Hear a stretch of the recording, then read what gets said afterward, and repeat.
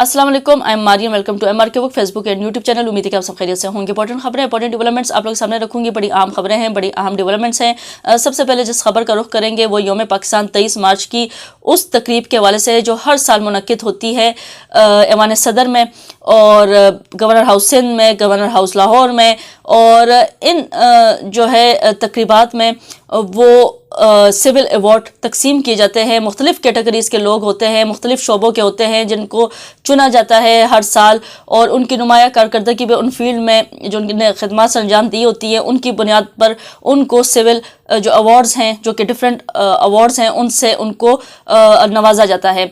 इस साल भी तकरीब का इनेकाद किया गया और ये जो तकरीब है ये भी बड़ी ज़ेर बहस है, बड़ी तनकीद में आ रही है। हर साल तनकीद में आती है, जिसकी कमेंट होती है उसी की जो होते अगेंस्ट जो पार्टीज़ होती है या उनके अगेंस्ट जो भी लोग होते हैं वो फिर तनकीद का निशाना बनाते हैं कि इस शख्सियत को गलत मिला, उस शख्सियत को गलत मिला, इसको नहीं मिलना चाहिए था, उसको नहीं मिलना चाहिए था।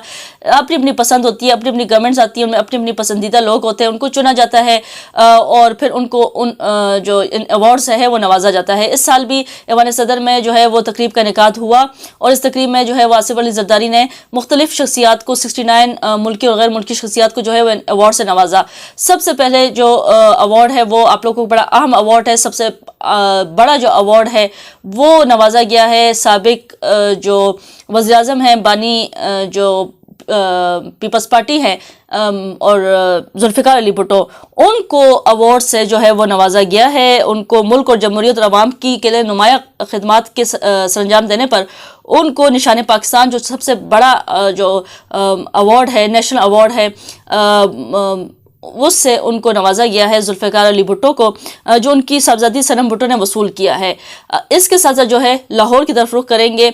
गवर्नर हाउस में जो तकरीब हुई है, सिविल अवार्ड की जो तकरीब हुई है, उस हवाले से ये आप लोगों को बताती चलूँ कि उनमें मीडिया के जो लोग हैं जिनको नवाजा गया है वो बड़े तनकीद की जद में है इस टाइम। जैसे कि कामरान शाहिद हो गए, नसरुल्लाह मलिक हो गए, मुनीफ फारूक हो गए, इनको नवाजा गया है सिविल अवार्ड से।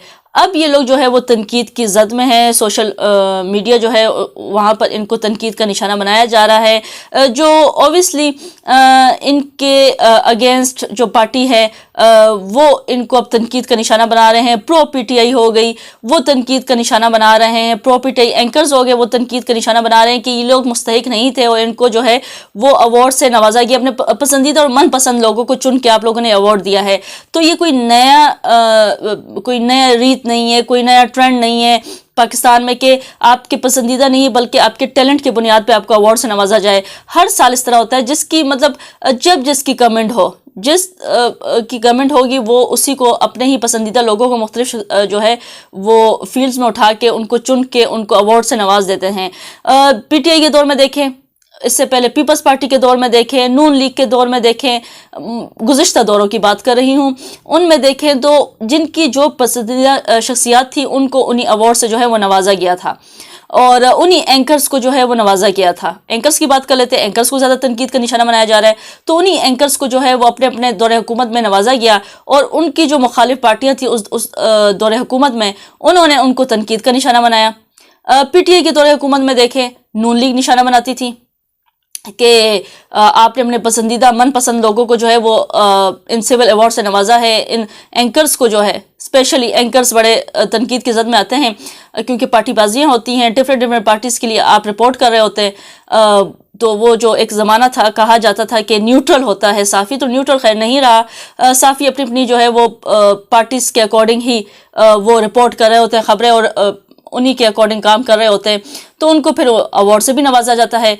तो इस बार भी जो है वो अवार्ड से नवाजा गया। इस बार नून लीग की कमेंट थी, उन्होंने अपने पसंदीदा लोगों को नवाज दिया। अब पीटीआई कह रही कि क्यों नवाजा, भाई आपके दौरे हुकूमत में आपने नवाज दिया, इनकी दौरे हुकूमत में इन्होंने नवाज दिया, तो जिसकी दौरे हुकूमत है तो वो अपने अपनी दौरे हुकूमत में नवाज रहे हैं। तो तनकीद करना जो है वो गैर बड़े ही अजीब सा लग रहा है इस टाइम तनकीद करना कि आपके दौरे हुकूमत में भी आपने अपने बंदों को नवाजा, दूसरे के दौरे हुकूमत में भी आप कह रहे हैं कि आपके बंदों को नवाजा जाए, तो बड़ी अजीब किस्म की बात है। अगर हाँ कहा जाए कि हमेशा से ऐसा होता आ रहा है, ट्रेंड ऐसा है हमारे मुल्क में کہ ہر دور حکومت میں جو ہے وہ ٹیلنٹ کی بنیاد پہ دیا جاتا ہے، فیورٹزم کی بنیاد پہ نہیں دیا جاتا، تو وہ الگ بات ڈیبیٹ بنتی تھی، پھر تنقید کرنا بنتی تھی.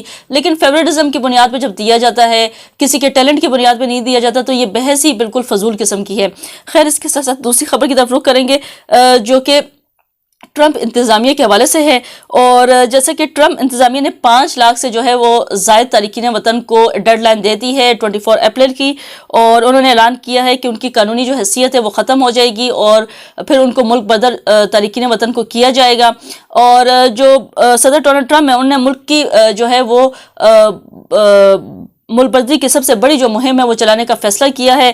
لاطینی اور امریکی ممالک سے آنے والے تارکین وطن پر قطعی قابو پانے کا عزم کیا ہے. اس کے ساتھ جو بائیڈن نے جو مختلف امیگریشن انہوں نے جو لانچ کیے تھے، اس حوالے سے بھی جو ہے سکیمز، اس حوالے سے وہ جو بائیڈن کی سکیمز تھیں امیگریشن کی، وہ بھی ختم کرنے کا فیصلہ کیا ہے صدر ڈونلڈ ٹرمپ نے. اس کے ساتھ ساتھ جو ہے وہ اس پروگرام کے تحت آنے والے تارکین وطن کو 24 اپریل تک جو ہے ملک چھوڑنا ہوگا، بشرط یہ کہ انہوں نے کوئی دوسری امیگریشن حیثیت حاصل نہ کر لی ہو جنہیں ملک میں رکنے کی اجازت دے.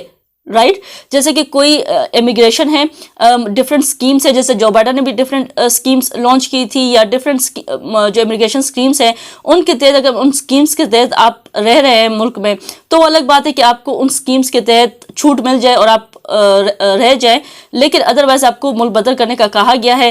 اور ویلکم یو ایس نامی پروگرام جو امریکہ میں پناہ کی متلاشی افراد کو کہتے مدد کرتا ہے، اس نے متاثر افراد پر زور دیا کہ فوری طور پر کسی امیگریشن وکیل سے رابطہ کریں.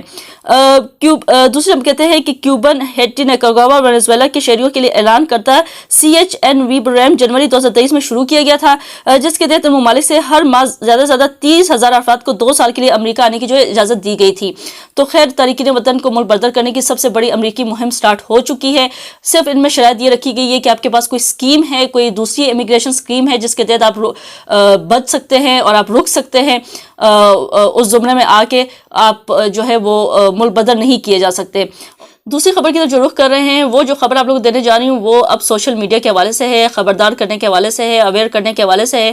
جیسے کہ پیکا ایکٹ کے آنے کے بعد اب آپ کوئی ایسی خبر شیئر کریں گے جو کہ کہا جائے کہ نفرت انگیز یا اشتعال پھیلانے کے حوالے سے، تو آپ کے خلاف جو ہے مقدمہ درج ہو سکتا ہے.